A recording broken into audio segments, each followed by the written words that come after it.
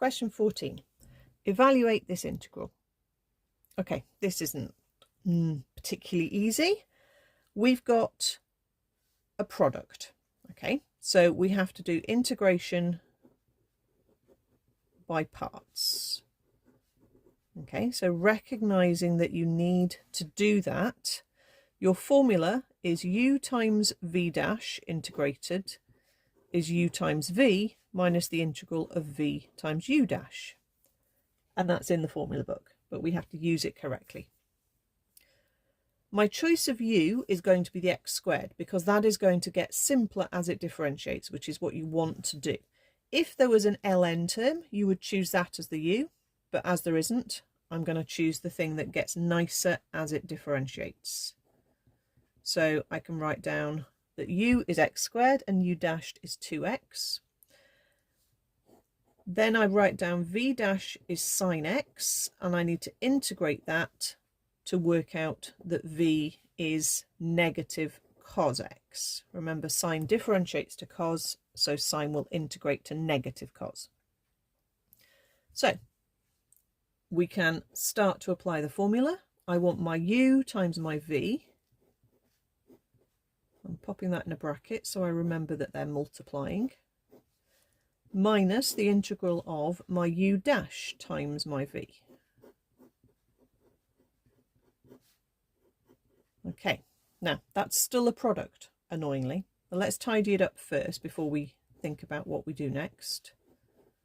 I'll just pull the minus to the front there, and I'll put that minus and that minus together to make a plus.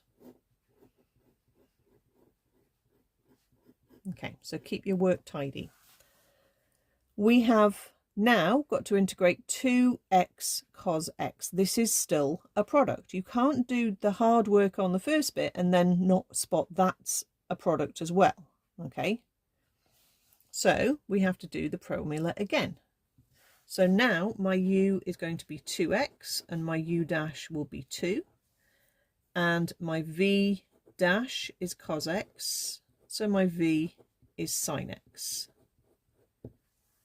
Okay, so copy out the first bit, that's not changing, put a plus, and then we go for the formula again. So this time it's my u times my v, so that is a 2x sine x, minus the integral of my u dash times my v. Okay, and now we've ended up with something that we don't need to use the formula for, because the 2 is not an x term anymore. So we should now be able to then finish the integration.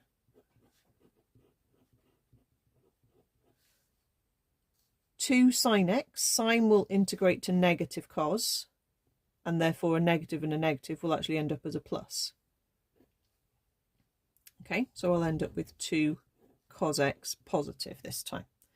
Now, if there were no limits, I would just pop a plus c on the end. We've got limits and they go round the whole thing.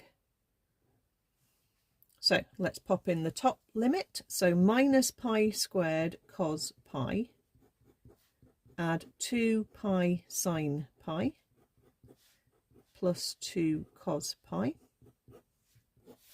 take away minus 0, because of that, it doesn't matter what the rest of the term is, plus 2 lots of 0, plus 2 cos 0. Now that actually is not 0, so don't make the mistake of thinking all of those are zeros, they're not. Okay, now you can use your calculator to check what these values are. Change yourself into radians. Okay, cos of pi is minus 1. So minus pi squared times minus 1 is positive pi squared. Sine of pi is 0, so that term disappears. As we've just checked, cos of pi is negative 1, so that gives me a takeaway 2. And then for the other term, we've got this one down here, 2 times cos 0, and cos 0 is 1. So that gives me 2 times 1 is 2, and that minus sign there means we've got a minus 2 on the end. So altogether, the answer tidies up to be pi squared minus 4. Okay, you can turn that into a decimal, but I think the exact value is perfectly good. If you want, you can check it on the calculator, but you must not rely on the calculator other than for checking. If you do the calculator and you just write an answer down, you won't get any credit at all for the whole question. Okay, so if you have a go at the integrating by parts formula and it goes wrong and then you write the correct answer down anyway, you'll only get the credit for the working you did. Okay, so it's worth checking anyway. So we've got in radians, I need to be in radians if I'm integrating with radian limits. I want to integrate x squared times sine x, close that bracket, with a top limit of pi and then a bottom limit of 0.